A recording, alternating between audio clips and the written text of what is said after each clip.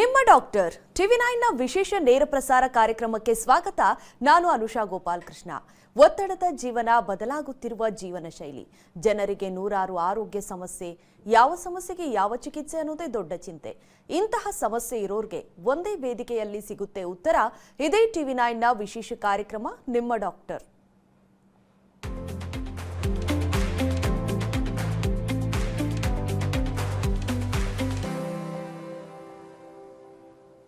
ಮನುಷ್ಯನನ್ನ ಮಾರಣಾಂತಿಕವಾಗಿ ಕಾಡುವ ಭಯಂಕರ ರೋಗವೆಂದರೆ ಅದು ಕ್ಯಾನ್ಸರ್. ವೈದ್ಯಕೀಯ ಲೋಕದಲ್ಲಿ ಕ್ರಾಂತಿಕಾರಕ ಬದಲಾವಣೆ ಉಂಟಾಗಿರುವ ಇಂದಿನ ಕಾಲದಲ್ಲೂ ಕೂಡ ಆ ಭೀತಿ ಕಡಿಮೆ ಆಗಿಲ್ಲ ಅಂತ ಹೇಳಬಹುದು. ಆದರೆ ಚಿಂತೆ ಮಾಡುವಂತ ಅವಶ್ಯಕತೆ ಇಲ್ಲ. ಆಧುನಿಕ ವೈದ್ಯಕೀಯ ಲೋಕದಲ್ಲಿ ಕ್ಯಾನ್ಸರ್ ರೋಗಕ್ಕೆ ಸೂಕ್ತ ಹಾಗೂ ಪರಿಣಾಮಕಾರಿ ಚಿಕಿತ್ಸೆ ಇದೆ. ದೇಹದಲ್ಲಿನ ಕ್ಯಾನ್ಸರ್ ಗೆಡ್ಡೆಗಳು ಅಥವಾ ಇತರೆ ಗೆಡ್ಡೆಗಳು ಅವು ಕ್ಯಾನ್ಸರ್ ಅಲ್ಲದಿದ್ದರೂ ಸಹ ಪ್ರಮುಖ ಅಂಗಗಳ ಮೇಲೆ ಒತ್ತಡ ಹೇರುವ ಮೂಲಕ ಗಂಭೀರ ಸಮಸ್ಯೆಗಳನ್ನು ಉಂಟು ಮಾಡಬಹುದು. ಈ ಗೆಡ್ಡೆಗಳಿಗೆ ಚಿಕಿತ್ಸೆ ನೀಡುವುದು ಕೆಲವೊಮ್ಮೆ ಶಸ್ತ್ರಚಿಕಿತ್ಸೆ ಅಗತ್ಯವಿಲ್ಲದೆ ಸೈಬರ್ ನೈಫ್ ಅನ್ನುವಂಥ ರೇಡಿಯೋ ಸರ್ಜರಿ ಮೂಲಕ ಚಿಕಿತ್ಸೆಯನ್ನ ಪಡೆಯಬಹುದು. ಹಾಗಾದ್ರೆ ಏನಿದು ಸೈಬರ್ ನೈಫ್ ರೇಡಿಯೋ ಸರ್ಜರಿ? ಇದರ ಪರಿಣಾಮಗಳೇನು? ಇದೆಲ್ಲದರ ಬಗ್ಗೆ ಮಾಹಿತಿ ಕೊಡೋದಕ್ಕೆ ಇವತ್ತು ನಮ್ಮ ಜೊತೆ ಇದ್ದಾರೆ HCG ಕ್ಯಾನ್ಸರ್ ಹಾಸ್ಪಿಟಲ್ನಲ್ಲಿ ರೇಡಿಯೇಷನ್ ಆನ್ಕಾಲಜಿ ಕನ್ಸಲ್ಟೆಂಟ್ ಆಗಿರುವಂತಹ ಡಾಕ್ಟರ್ ಲೋಹಿತ್ ರೆಡ್ಡಿ ಅವರು. ಡಾಕ್ಟರ್ ನಮಸ್ತೆ, ಕಾರ್ಯಕ್ರಮಕ್ಕೆ ಸ್ವಾಗತ. ನಮಸ್ಕಾರ ಡಾಕ್ಟರ್, ಈ ಕ್ಯಾನ್ಸರ್ ಅನ್ನುವಂತಹ ರೋಗಕ್ಕೆ ಒಂದು ಶಸ್ತ್ರಚಿಕಿತ್ಸೆ ಇಲ್ಲದೆ ಚಿಕಿತ್ಸೆ ಇದೆ ಅನ್ನೋದೇ ಒಂದು ದೊಡ್ಡ ಗುಡ್ ನ್ಯೂಸ್. ಆಕ್ಚುಲಿ ಅದರಲ್ಲಿ ಸೈಬರ್ ನೈಫ್ ಅನ್ನುವಂಥದ್ದು ಸರ್ಜರಿ ಇಲ್ಲದೆ ಆಗತ್ತೆ ಅನ್ನುವಂಥದ್ದು. ಆದರೆ ಈ ಸೈಬರ್ ನೈಫ್ ಹೆಸರು ಕೇಳಿದ್ರೇನೆ ಇದೊಂದು ಸರ್ಜರಿನಾ ಅನ್ನುವಂಥದ್ದು ಬರುತ್ತೆ. ಸೈಬರ್ ನೈಫ್ ಅಂದ್ರೆ ಏನಿದು ಅನ್ನುವಂಥದ್ದು, ಅದಕ್ಕೆ ನೀವು ಉತ್ತರ ಕೊಡೋದಾದ್ರೆ ಡಾಕ್ಟರ್. ನೋಡಿ, ಕ್ಯಾನ್ಸರ್ ಅಲ್ಲಿ 3 types of treatment: surgery, radiation and chemotherapy. In 85% of the cancer patients, they require radiation, either in the form of curative setting or in symptomatic setting. So cyber knife annodu, it's a very advanced form of radiation treatment. So idralli cuts iralla, stitches hakodu iralla, admissions iralla, anesthesia iralla. So even for early stages we tend to do cyber knife. Matte even late stages alli stage 4 diseases ante adrallu cyber knife mado chances ತುಂಬ ಇರುತ್ತೆ. And it is with least amount of side effects and accurate and focused kind of treatment to the tumour area. So ಅದರಿಂದ control ಚೆನ್ನಾಗಿ ಬರುತ್ತೆ and quality of life ಅಂತೀರಿ.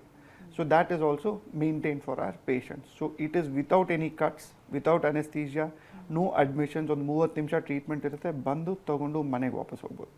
So it is the most advance form of robotic radio surgery, ಅಂದರೆ radiation with surgical precision ಅಂತೀರಿ. So that is what cyber knife is.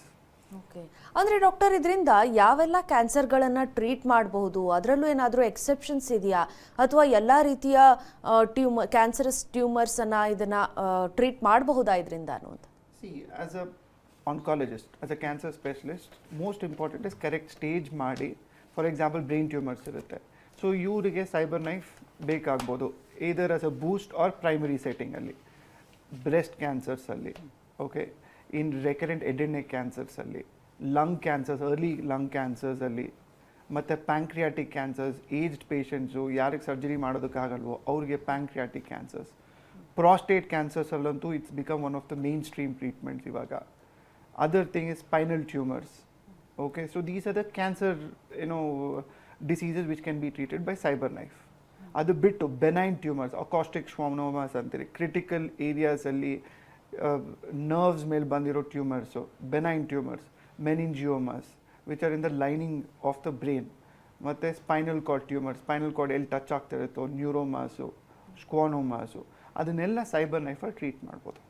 Okay doctor, ನೀವು ಹೇಳ್ತಾ ಇದ್ರಿ ಇದೊಂದು ರೇಡಿಯೇಷನ್ ಟ್ರೀಟ್ಮೆಂಟ್ ಅಂತ. ತುಂಬ ಜನಕ್ಕೆ ರೇಡಿಯೇಷನ್ ಟ್ರೀಟ್ಮೆಂಟ್ ಅಂದರೆ ಏನೋ ಒಂದು ರೀತಿ ಶಾಕ್ ಕೊಡ್ತಾರೆ, ಆ ರೀತಿ ಪ್ರೊಸೀಜರ್ ಇರುತ್ತೆ ಅನ್ನುವಂಥದ್ದು. ಅದೆಲ್ಲ ಕೂಡ ಇದರಲ್ಲಿ ಇನ್ವಾಲ್ವ್ ಆಗುತ್ತಾ? ಅಂದರೆ ಪೇಷಂಟ್ ಹೇಗೆ ಅನಸ್ತೇಷಿಯಾ ಕೊಟ್ಟಿರ್ತಾರಾ? ಯಾವ ರೀತಿ? ನೀವು 30 minutes ಪ್ರೊಸೀಜರ್ ಅಂತ ಹೇಳಿದ್ರಿ, ಯಾವ ರೀತಿಯಾಗಿರುತ್ತೆ ಈ ಒಂದು ಪ್ರೊಸೀಜರ್? ಓಕೆ, ಸಿ, ಎಷ್ಟೊಂದು ಜನ ಬರ್ತಾರೆ ರೇಡಿಯೇಷನ್ ಅಂದಿದ ತಕ್ಷಣ ಸರ್ ಕರೆಂಟ್ ಕೊಡ್ತಾ ಇದ್ದೀರಾ ಅಂತಾರೆ. That misconception is there to patients, but it is not current, it is just x-ray treatment. ಇವಾಗ ಒಂದು ಪೇಷಂಟು CT ಸ್ಕ್ಯಾನ್ ಮಾಡಿಸ್ತಾರೆ, ಆ CT ಸ್ಕ್ಯಾನಲ್ಲಿ ನಾವು ಎಕ್ಸ್ರೇಸ್ ಯೂಸ್ ಮಾಡಿ ಓಲ್ಡ್ ಬಾಡಿ ಸ್ಕ್ಯಾನ್ ಮಾಡ್ತೀವಿ. ಸೇಮ್ ಅದೇ ಥರ we use high energy X-rays to treat cancers. ಇದೇನಾಗುತ್ತೆ, ಆ DNA of the cancer cell ಅಂತಿರಲ್ವ ಅದನ್ನು ಸಾಯಿಸುತ್ತೆ. ಸೊ ಆ ಸೆಲ್, ಆ ಬ್ಯಾಡ್ ಸೆಲ್ ಇರೋದು ಸತ್ತೋಗುತ್ತೆ. So the advantage with cyber knife is ಈ ಕ್ಯಾನ್ಸರ್ ಸೆಲ್ ಅನ್ನೋದು ರ್ಯಾಪಿಡ್ ಮಲ್ಟಿಪ್ಲಿಕೇಶನ್ ಆಗ್ತಾ ಇರುತ್ತೆ. So by killing of the DNA cells ಅಷ್ಟು ಐ ಡೋಸ್ ಕೊಟ್ಟಾಗ ಆ ಮೇನ್ ಕ್ಯಾನ್ಸರ್ ಸೆಲ್ ಸತ್ತೋಗುತ್ತೆ. ಆ ಪಕ್ಕದಲ್ಲಿರೋ ನಾರ್ಮಲ್ ಸೆಲ್ನ ರೇಡಿಯೇಷನ್ ಕೊಡ್ದಂಗೆ ಪ್ರೊಟೆಕ್ಟ್ ಮಾಡಿದಾಗ ಟಾಕ್ಸಿಸಿಟಿ ಸೈಡ್ ಎಫೆಕ್ಟ್ ಪ್ರೊಫೈಲು ತುಂಬ ಕಡಿಮೆ ಇರುತ್ತೆ. So this is the USP of cyber knife. Okay, ಅಂದ್ರೆ ಈ ಪ್ರೊಸೀಜರ್ ಹೇಗೆ ಡಾಕ್ಟರ್? ತುಂಬಾ ಪೇನ್ಫುಲ್ ಆಗಿರುತ್ತಾ This ಅಥವಾ ಆಫ್ಟರ್ ದ ಸರ್ಜರಿ ಯಾವ ರೀತಿ ಇರುತ್ತೆ? It is completely painless procedure. So ಒಂದು ಪೇಷಂಟು ಸೈಬರ್ ನೈಫಿಗೆ ಬಂದಾಗ ನಾವು ಕರೆಕ್ಟಾಗಿ ಎವ್ಯಾಲ್ಯುಯೇಟ್ ಮಾಡಿ PET CT ಸ್ಕ್ಯಾನ್ ಮಾಡಿ ಬಯೋಪ್ಸಿ ಮಾಡಿ ಸ್ಟೇಜ್ ಎಲ್ಲ ಮಾಡಿ if at all patient is eligible for cyber knife first ಒಂದು ಮಾಸ್ಕ್ ಮಾಡ್ತೀರಿ so that they don't move too much during treatment, ಅಲ್ಲಾಡಬಾರ್ದು ತುಂಬ. ಸೊ ಅದಕ್ಕೆ ಒಂದು ಕಸ್ಟಮೈಸ್ಡ್ ಪ್ಲಾಸ್ಟಿಕ್ ಮಾಸ್ಕ್ ಮಾಡಿ ಪೇಷಂಟ್ನ ಫಿಕ್ಸ್ ಮಾಡ್ತೀವಿ. ಅದ್ರ ಜೊತೆ ಒಂದು ಸ್ಕ್ಯಾನ್ ಮಾಡಿ ಆ ಏರಿಯಾ ಎಲ್ಲಿ ಡ್ರಾ ಮಾಡಬೇಕು we use a computer to draw the exact area. ಆ ಏರಿಯಾ ಡ್ರಾ ಮಾಡಿ ಪಕ್ಕದಲ್ಲಿ ಕ್ರಿಟಿಕಲ್ ಸ್ಟ್ರಕ್ಚರ್ಸ್ ಅಂದರೆ ಇವಾಗ ಫಾರ್ ಎಕ್ಸಾಂಪಲ್ ನಾವು ಲಂಗ್ ಟ್ರೀಟ್ ಮಾಡ್ತಾ ಇರ್ತೀವಿ, ಲಂಗ್ ಪಕ್ಕದಲ್ಲಿ ಹೃದಯ ಇರುತ್ತೆ, ಅದನ್ನು ಪ್ರೊಟೆಕ್ಟ್ ಮಾಡಿ ಸ್ಪೈನಲ್ ಕಾರ್ಡ್ ಇರುತ್ತೆ, ಅದನ್ನು ಪ್ರೊಟೆಕ್ಟ್ ಮಾಡಿ ಓನ್ಲಿ ಎಲ್ಲಿ ಗಡ್ಡೆ ಇದೆಯೋ ಅದನ್ನು ಮಾತ್ರ ಪಿನ್ ಪಾಯಿಂಟಾಗಿ ಫೋಕಸ್ ಮಾಡಿ ಡೆಲಿವರಿ ಮಾಡೋ ಕೇಪಬಿಲಿಟಿ ಈ ರೊಬೋಟಿಕ್ ಮೆಷೀನಲ್ಲಿ ಇರುತ್ತೆ. ಓಕೆ, ಎಸ್ ಡಾಕ್ಟರ್, ಈಗ ತುಂಬ ರೊಬೋಟಿಕ್ ಆ್ಯಂಡ್ AI ಬಗ್ಗೆ ನಾವು ಕೇಳ್ತಿರ್ತೀವಿ. ಬೇರೆ ಎಲ್ಲದಕ್ಕಿಂತ ಹೆಚ್ಚಾಗಿ ಅದು ಯೂಸ್ ಆಗಬೇಕಾಗಿರೋದು ಇಂಥ ಮೆಡಿಕಲ್ ಫೀಲ್ಡ್ಗಳಲ್ಲೇ. ಹೌದು. ಸೊ ಹಾಗಾದರೆ ಈ ಪ್ರೊಸೀಜರ್ಸ್ಗಳಲ್ಲಿ AI ಮತ್ತು ರೊಬೋಟಿಕ್ಸ್ನ ಪಾತ್ರ ಯಾವ ರೀತಿ ಇರುತ್ತೆ? ಅಂದರೆ ಪ್ರಿಸಿಷನ್ ಅದು ಯಾವ ರೀತಿ ಇಂಪ್ರೂವ್ ಮಾಡುತ್ತೆ ಮತ್ತು ರಿಸಲ್ಟ್ ಮೇಲೆ ಅದು ಹೇಗೆ ಪರಿಣಾಮ ಬೀರುತ್ತೆ? ಸೊ ನೋಡಿಮ್ಮ, ಇವಾಗ ಒಂದು ಎನಿಮಿ ಇರುತ್ತೆ. ಸೊ ಎನಿಮಿನ ಜವಾನ ಹೊಡಿಬೇಕು ಅಂದರೆ ಇವಾಗ ಎನಿಮಿ ನಿಂತಿದ್ರೆ it is very easy to shoot. But ಇವಾಗ ಎನಿಮಿ ಮೂವ್ ಆಗ್ತಾ ಇದ್ರೆ, ಓಡ್ತಾ ಇದ್ರೆ, it is very important for adaptability, intelligence and ಆ ಏರಿಯಾನ ಟ್ರ್ಯಾಕ್ ಮಾಡೋದಕ್ಕೆ ಕೇಪಬಿಲಿಟಿ ಬೇಕು. And that is how cyber knife and artificial intelligence and robotics play a very important part in cancer treatment. ಅಂದರೆ if you take an example of a lung tumour, ನಾವು ಉಸಿರಾಡ್ತಾ ಇರ್ತೀರಿ, ಆ ಉಸಿರಾಟದಲ್ಲಿ ಟ್ಯೂಮರು ಮೂವ್ ಆಗುತ್ತೆ, but machine static, body dynamic movement ಇರುತ್ತೆ.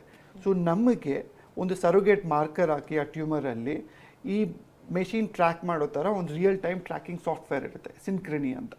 So ಇದರಿಂದ it gives a feedback mechanism to the machine. ಆ ಮೆಷೀನ್ ಫೀಡ್ಬ್ಯಾಕ್ ಕೊಟ್ಟಾಗ ಆ ಟ್ಯೂಮರ್ ಮೂವ್ ಆದಾಗ ಆ ಮೆಷೀನು ಮೂವ್ ಆಗಿ ಎಕ್ಸಾಕ್ಟ್ಲಿ ಆ ಏರಿಯಾನ ಮಾತ್ರ ಟಾರ್ಗೆಟ್ ಮಾಡ್ತಾರೆ. So that's an artificial intelligence based software technology. ಇದ್ರ ಜೊತೆ ರೊಬೋಟಿಕ್ ಆರ್ಮ್. ರೆಗ್ಯುಲರ್ ರೇಡಿಯೇಷನ್ ನೋಡಿದ್ರೆ ನೀವು 35 ಸರಿ ಕೊಡಬೇಕಾಗತ್ತೆ ನಾವು.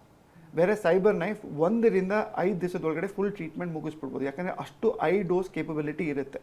ಸೊ ರೆಗ್ಯುಲರ್ ರೇಡಿಯೇಷನ್ ನಮ್ಮ ಸೀಲಿಂಗ್ ಫ್ಯಾನ್ ಥರ ಒಂದೇ ಏರಿಯಾಲಿ ತಿರುಗ್ತಾ ಇರುತ್ತೆ.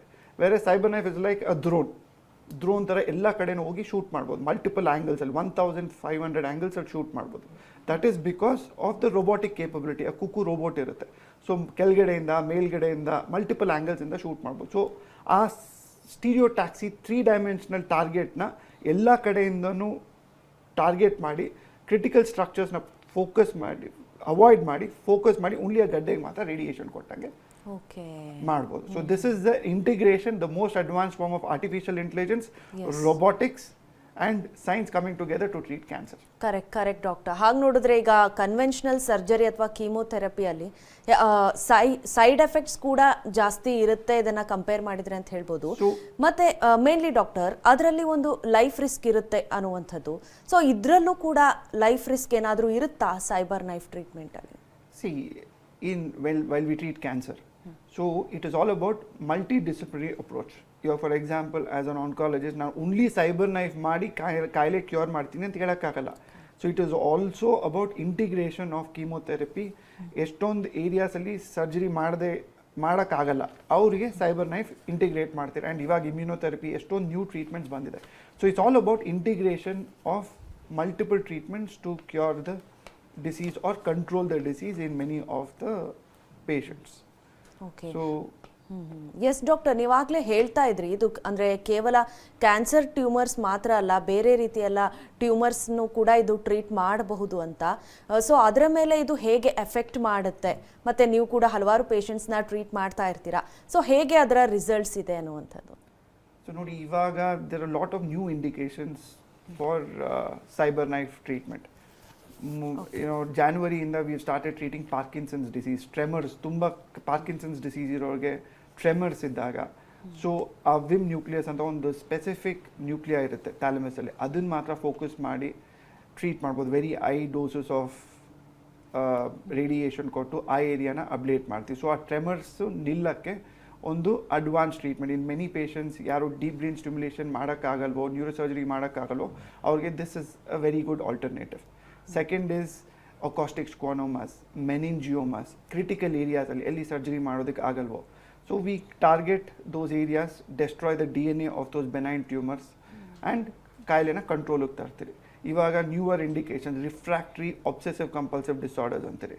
So again a specific brain ಏರಿಯಾನ ಟಾರ್ಗೆಟ್ ಮಾಡಿ ಆ ಸಿಂಪ್ಟೊಮ್ಯಾಟಾಲಜಿನ ಕಂಟ್ರೋಲ್ ಮಾಡ್ತೀವಿ. ಇಂಟ್ರಾಕ್ಟಬಲ್ ಶೀಜರ್ಸ್ ಅಂದರೆ ಫಿಟ್ಸ್, ತುಂಬ ಫಿಟ್ಸು, ಡ್ರಗ್ಸ್ ಕಂಟ್ರೋಲ್ ಆಗದೆ ಇರೋ ಫಿಟ್ಸ್ನೂ ಕಂಟ್ರೋಲ್ ಮಾಡೋ ಕೇಪಬಿಲಿಟಿ ಸೈಬರ್ ನೈಫ್ ಇದೆ. So there many other indications. The other indication is trigeminal neuralgia ಅಂತೀರಿ, which is also called suicidal disease. ವಿಪರೀತ ಪೇಯ್ನ್ ಇರುತ್ತೆ in the area of the facial muscles, ಆ ಏರಿಯಾನ ಸಪ್ಲೈ ಮಾಡೋ ನರ. ಅದು ಬ್ರೈನಲ್ಲಿ ಏನೋ ವ್ಯಾಸ್ಕ್ಯುಲರ್ ಲೂಪ್ ಅಂದರೆ ವ್ಯಾಸ್ಕ್ಯುಲರ್ ಲೂಪ್ ಏನೋ ಟಚ್ ಆಗ್ತಾ ಇದ್ರೆ ಆ ಏರಿಯಾನ ಮಾತ್ರ ಫೋಕಸ್ ಮಾಡಿ ಟ್ರೀಟ್ ಮಾಡಿ ಆ ಸಿವಿಯರ್ ಪೇಯ್ನ್ ಇರೋದನ್ನ ಕಂಟ್ರೋಲ್ ಮಾಡ್ಬೋದು. So they are various multiple indications, newer indications which have come to the four.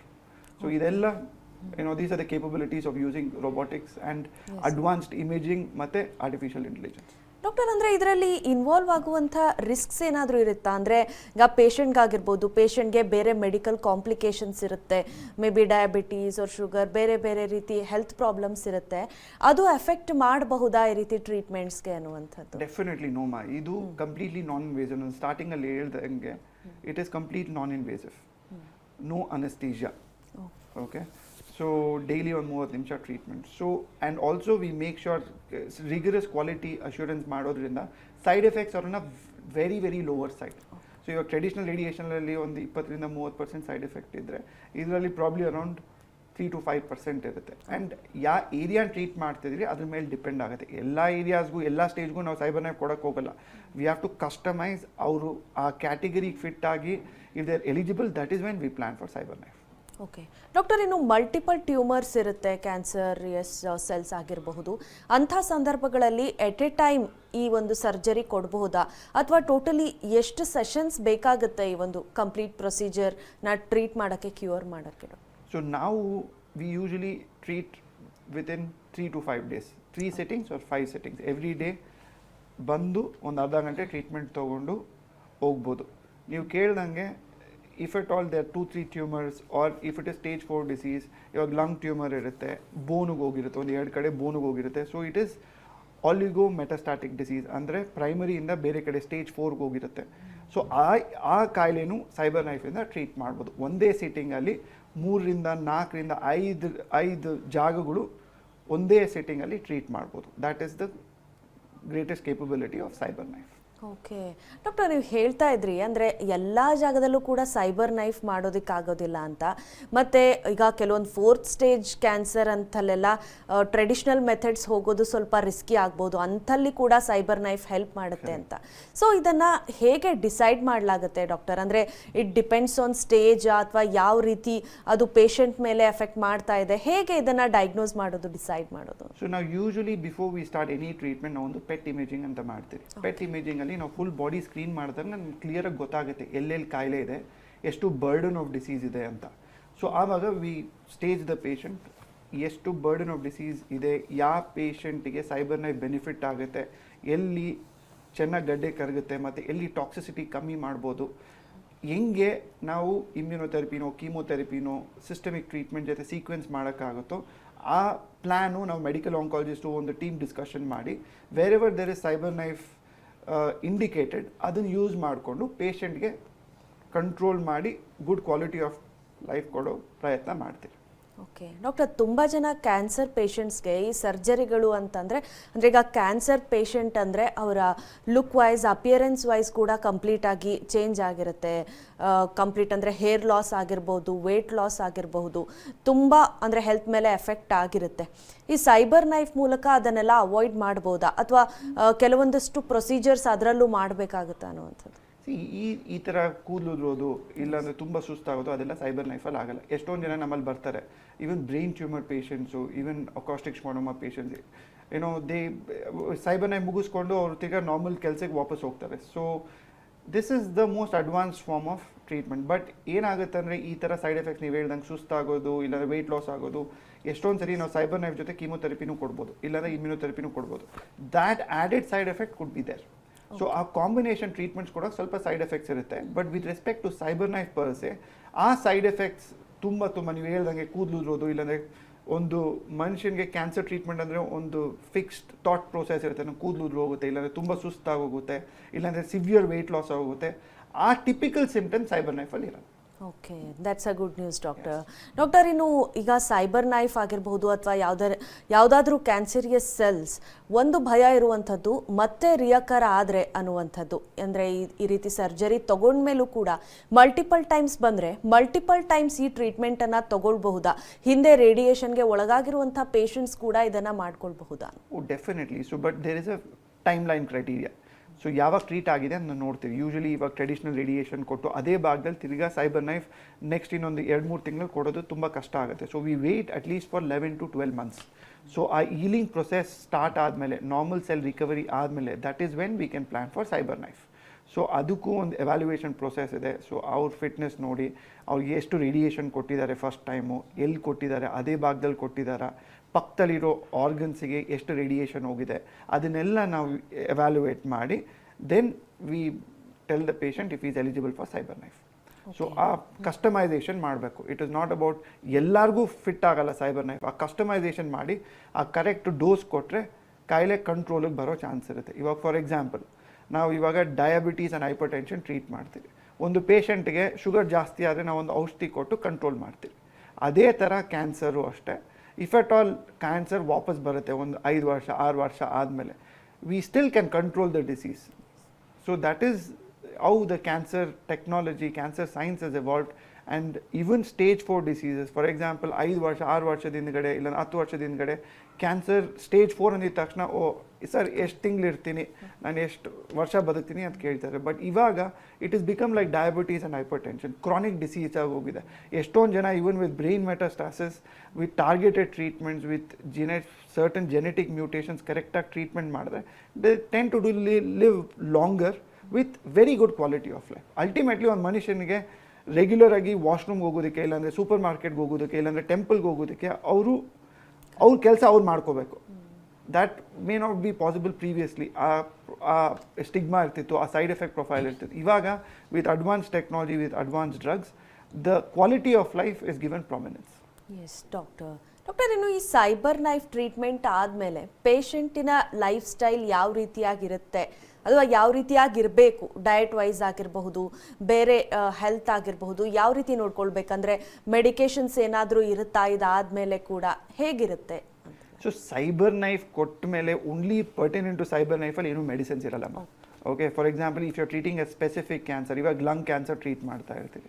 Lung ಕ್ಯಾನ್ಸರಲ್ಲಿ if there is a mutation, EGFR mutation ಅಂತ ಇದ್ದರೆ ಅದಕ್ಕೆ ನಾವು ಒಂದು ಔಷಧಿ ಕೊಡ್ತೀವಿ base to change the mutation. Okay, EGFR mutation. ಅದಕ್ಕೆ local cyber knife locally destroy ಮಾಡೋದಕ್ಕೆ ಸೈಬರ್ ನೈಫ್ ಕೊಟ್ಟು ಆ ಮಾತ್ರೆ ಕೊಟ್ಟರೆ ಆ ಮಾತ್ರೆ ಕಂಟಿನ್ಯೂ ಆಗುತ್ತೆ ಅಷ್ಟೇ. So that will be decided by a medical oncologist. So this is all a team work. Cancer is not just 5 minute prescription. ಒಂದು ಡಾಕ್ಟರ್ ಡಿಸೈಡ್ ಮಾಡೋದಕ್ಕಾಗಲ್ಲ. ಒಂದು ಟೀಮ್ ಡಿಸೈಡ್ ಮಾಡಿ what is the right treatment ಅಂತ, ಯಾವ sequence ಮಾಡಬೇಕು, ಎಲ್ಲಿ radiation ಆಡಬೇಕು, ಎಲ್ಲಿ ಮೆಡಿಸಿನ್ಸ್ ಆ್ಯಡ್ ಮಾಡಬೇಕು, ಫುಲ್ ಟೀಮ್ ಡಿಸ್ಕಸ್ ಮಾಡಿ then we come to a conclusion. That is called multidisciplinary approach for cancer treatment. Okay doctor, cancer ಟ್ರೀಟ್ಮೆಂಟ್ಗೆ ಸಾಮಾನ್ಯವಾಗಿ ಏಜ್ ಅನ್ನೋದು ಅದರ ಪಾತ್ರ ಎಷ್ಟು ಮುಖ್ಯವಾಗುತ್ತೆ? ಈಗ ತುಂಬ ವಯಸ್ಸಾದಂಥ ಪೇಷಂಟ್ಸ್ ಅವರು ಕೂಡ ಈ ಸರ್ಜರಿ ಅಥವಾ ರೇಡಿಯೇಷನ್ಸ್ನ ತಡ್ಕೊಳ್ಬೋದಾ? ಯಾವ ರೀತಿ ರೆಕಮೆಂಡ್ ಮಾಡ್ತೀರಿ? ಮತ್ತು ಏಜ್ ಆಗಿರುವಂಥ ಪೇಷಂಟ್ಸ್ಗೆ ಬೆಟರ್ ದೆನ್ ಕೀಮೋಥೆರಪಿ ಅದೆಲ್ಲದಕ್ಕಿಂತ ಸೈಬರ್ ನೈಫ್ ಅದನ್ನು ಸಬ್ಸ್ಟಿಟ್ಯೂಟ್ ಮಾಡ್ತಾ ಇದೆಯಾ ಈಗ? I think age is not a criteria. My age is, it's all about biological fitness. ಇವಾಗ ಎಷ್ಟೊಂದು ಜನ 75 ತುಂಬ ಗಟ್ಮುಟ್ಟಾಗಿರ್ತಾರೆ, ಚೆನ್ನಾಗಿ ಓಡಾಡ್ಕೊಂಡಿರ್ತಾರೆ. ಎಷ್ಟೊಂದು ಜನ ಫಾರ್ಮರ್ಸು ಹೊಲದಲ್ಲಿ ಕೆಲಸ ಮಾಡ್ಕೊಂಡಿರ್ತಾರೆ. It is about whether they are able to tolerate the treatment or not. ಎಷ್ಟೊಂದು ಜನ ಈವನ್ 55-60 ಇಯರ್ಸ್ಲಿ ತುಂಬ ವೀಕ್ ಆಗಿರ್ತಾರೆ. So we have to evaluate them correctly ಅವ್ರ ಫಿಸಿಕಲ್ ಫಂಕ್ಷನ್ಸ್ ಎಲ್ಲ ಎವ್ಯಾಲ್ಯುಯೇಟ್ ಮಾಡಿ then we take it up. But with respect to cyber knife treatment even around 95-96 years, ಯಾಕಂದರೆ ಏನು ಸೈಡ್ ಎಫೆಕ್ಟ್ಸ್ ಅಷ್ಟೊಂದು ಇರಲ್ಲ. ಓಕೆ, ಬಂದು ಸುಮ್ಮನೆ ತೊಗೊಂಡು ಮನೆಗೆ ವಾಪಸ್ ಹೋಗ್ಬೋದು. The side effect profile is a lot lesser. So age is not a criteria for this treatment. So even 1 ಇಯರಿಂದ ಟ್ರೀಟ್ ಮಾಡಿದಿರಿ, ಈವನ್ 95 ಇಯರ್ಸ್ವರೆಗೂ ಟ್ರೀಟ್ ಮಾಡಿದಿರಿ. So age is definitely not a criteria. Okay, that's really good doctor. ಈ cyber knife ಅನ್ನುವಂಥದ್ದು ಅಂದರೆ ನಮ್ಮ ಭಾರತದಲ್ಲಿ ಇದು ಎಷ್ಟು ಅಫೋರ್ಡೆಬಲ್ ಇದೆ ಮತ್ತು ಎಷ್ಟು ಅವೈಲೇಬಲ್ ಇದೆ ಅನ್ನುವಂಥದ್ದು ಕೊನೆಯದಾಗಿ. Cyber knife is a very niche technology.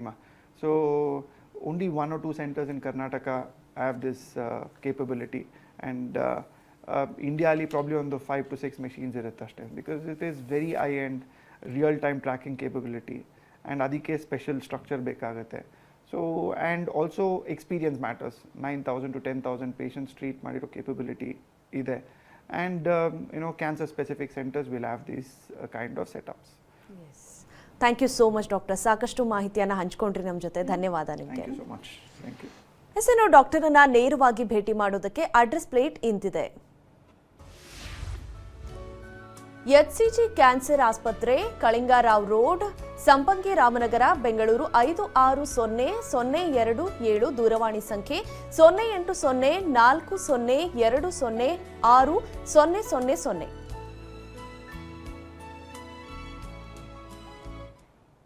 ಇದಾಗಿತ್ತು ಇವತ್ತಿನ ನಿಮ್ಮ ಡಾಕ್ಟರ್. ನಿರಂತರ ಸುದ್ದಿಗಾಗಿ ನೋಡ್ತಾ ಇರಿ TV9.